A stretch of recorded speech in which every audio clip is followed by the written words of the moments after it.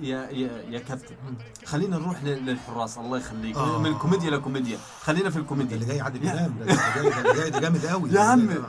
نافاس بيعمل شو بالكره يا عمي، الكره سخنه مسك نار. يمكن الكره سخنه احتمال. انا اللي اعرفه في مدارس الكوره، لما الكوره بتترمي على الشمال بتنزل لها على ايديك الاثنين. حلو، الكوره لا هي ضعيفه ولا هي مركونه ولا اي حاجه. الراجل شاطها اصلا ومشي. ده نازل كده يا عم. الراجل شاطها ومشي، راح يستنى مكانه. أيوة. عارف انها مش هتخش. الراجل مسك الكوره كده، وفجاه بقدره قادر شال ايده الشمال وبيعدلها باليمين، راح عاملها كده خش جوه. لا انت مكانك جوه يا جدع يا جدع، دي غلطه مبتدئين. وعلى النقيض تماما في نفس المباراه عمل سيف لا يمكن، غريب جدا جدا. نفس الموضوع، ما دام الشيء والشيء يذكر من الكوميديا. امبارح دخيا في ماتش مانشستر يونايتد. أيوة. وتشيلسي عمل 2-3 سيف في الشوط الاول، مش طبيعي. عقد ايدن هازارد في حياته بطرف الجون، ودخل فيه حته جون. عيب. الراجل شايط من 3 ايام وقايل له يعني انت عارف بيبان كده اللعيب وهو داخل ان انا شايفه في انا رايح اشوط هنا وبرجلي اليمين يعني. بس رايح خبطت يا كابتن. على عيننا وراسنا، انت دخيا، ده انت بتشيل، ده انت شايل حاجات من جوه الصندوق. تيجي دي تعمل بند وتخش فيك. غريبة، كانت غريبة. وبعدين اللاعب مش هداف اللي سجلها اصلا. أيوة. هو مش هداف. بس انا ما شفتش حتى هم يحتفلوا، مش عارف راح فين الواد اللي قبل. طيب يا كابتن حبيبي، خلينا نروح لبرشلونة وشتيجن يا عم. يا عم ده تعال يا كابتن. تشتيجن انا نفسي اسال سؤال، بس في هدف انا بيوقفني دايما. هو الراجل ده كان نفسه يطلع لعيب ووتر بولو مثلا. كيف الماني؟ انا عاوز اعرف كيف الماني عايز يلعب كرة ماء مثلا. ده كل الاهداف اللي دخلت فيه كوم، واللي دخل فيه في ماتش اتلتيكو مدريد ده كوم تاني يا اخي. الكرة مرفوعة من الكورنر. اتلتيكو بالباو مدريد ماتش 2-1. مش لا ده مصيبة تانية. لا بس يا اخي، لا هات الكوميديا من اولها. هات الكوميديا من اولا. في مدارس الكوره يقول لك ايه؟ اللاعب وهو طالع يلعب الكوره بدماغه ما يقفلش عينيه. حارس المرمى نفس الموضوع. الكوره مرفوعه من ضربه ركنيه وكله راح على القايم القريب. هي في ال6 يارده مبدئيا هي المفروض بتاعتك، بس ما علينا، خلينا نكبر دماغنا عشان العشره. ماشي يا حاج، ماشي اوكي. فالكوره الراجل كان جودن باين تقريبا مسحت على راسه، يعني هو سرح شعره. ايوه. الراجل فجاه تقولش حد كهربه، فجاه راح عامل كده. ايه دي؟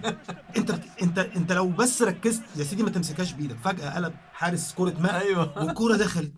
وطبعا الماتش الثاني بقى ما حد اخطأه صراحه مش وعلى النقيض تماما. الماتش اللي خسروا برشلونه 2-1 في اخر دقيقه شال انفراد صح بقدره قادر. وعلى نفس الموضوع روح اتفرج في ماتش 6-1 شال انفراد من كاباني. ده كان خلص الماتش. الموضوع بس كيف اعطاها للمهاجم يعني؟ الود على الود والعشره بين اللعيبه بقى. انت عارف في موده يا حاج، موده برضه يعني. برضه الكوره بتيجي وتروح وبتفضل اللقمه والعيش الحلو بين الناس يعني. اقول لك ايه بس، الله عليك. ايه موضوع كهربا اللي كنت عايز تقول لي عليه؟ كهربا مال نروح لكهربا. يلا.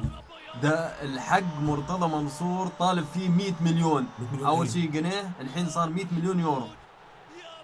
اي نادي يرغب في التعاقد مع محمود كهربا. يا اخي لعيب، بس محمود بيلو وجارث كهربا يعني هيبقى كده الموضوع يعني. انت بتتكلم جد 100 مليون يا جدعان؟ احنا هنهزر ولا ايه؟ لا مفيش كلام ده.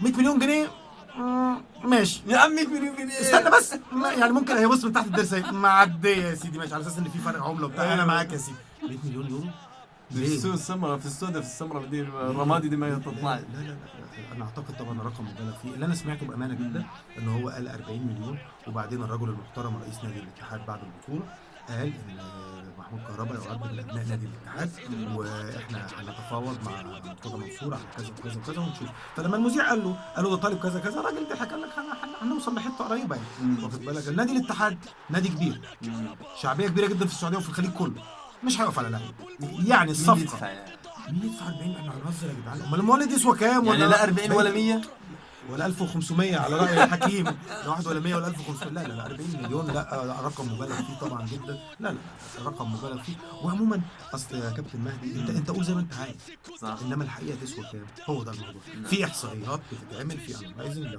في كل حاجه بيتحطوا. بعدين بتلعب في دوري ايه؟ الدوري ده قدرته التسويقيه كام؟ فاهم ازاي؟ مثلا اقول لك حاجه، لو محمود كهربا مثلا نقول ستوك عايزه مثلا هنا نتكلم، لان ستوك بتتكلم في ليفل تاني. انما الدوري السعودي مع احترامنا دوري كبير وقوي، مش هقارنه بالدوري الانجليزي، مش هقارنه بالدوري الاسباني. فكل واحد في حتته. اقول لك حاجه غريبه جدا، حد يصدق ان اللعيبه من غير ذكر اسامي تروح الصين تاخد المبالغ دي؟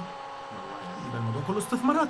الموضوع كله استثمار. فبالتالي هم عايزين يستقطبوا اللعيبه دي عشان يكبروا الكره الصينيه وتسويق. وبعدين يا جدعان الصين مليار و300 مليون، يعني لو العيال بس اتفرجوا على الدوري غطى التكاليف، مش محتاجين حد كبير يتفرج. والله. مليار و300 مليون بين واحد بفلس، يعني انت كل يوم الصبح بتلم مليار و300 مليون فلس منهم. فطبعا لا، فانا اكيد طبعا الكلام ده كله دعائي طبعا. وانا اعتقد ان كهربا من المواهب الكبيره جدا في مصر وفي الوطن العربي كله، كلنا كعرب فخورين بيه جدا، موهبه جميله وتستحق الرعايه.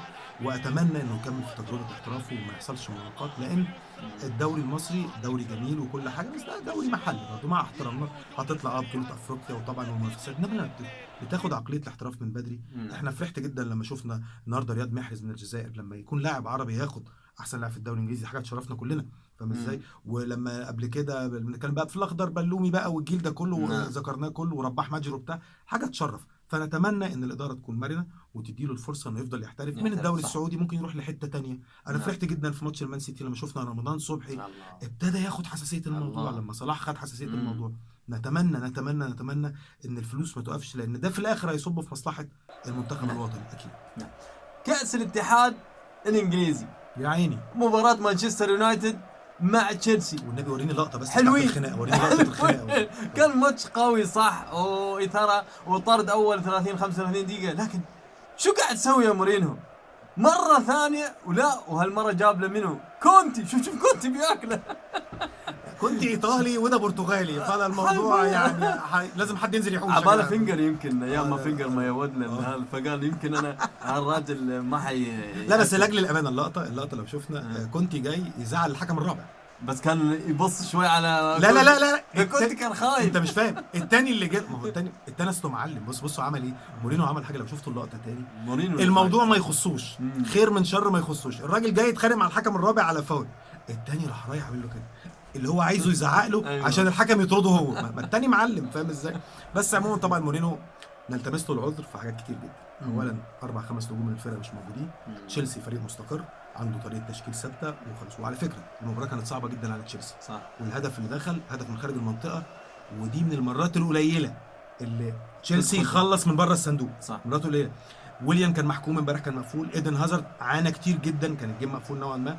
كان بيلعب، كان واضح الخطه بعد ما طرد اللعيبه، كان بيلعب 5-4. يعني مورينو حيلعب غير الحافله. شو عنده يعني؟ ما عنده غير الحافله، دائما يوقف. لا والله غير العربيه وجاب ميكروباص. يعني الموضوع بقى متنوع شويه. وبعدين الراجل اول خساره ليه من امتى؟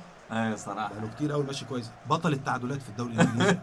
ما بيخسرش بس بيتعادل. دي ايجابيه برضه، 14 تعادل ولا 10 بيمدحوا على فكره، ما بيذموش خالص. بالظبط، ياخد نقطه ستيب باي ستيب يا كابتن. ستيب باي ستيب. يعطيك العافيه حبيبي يا ملك. يلا حياكم.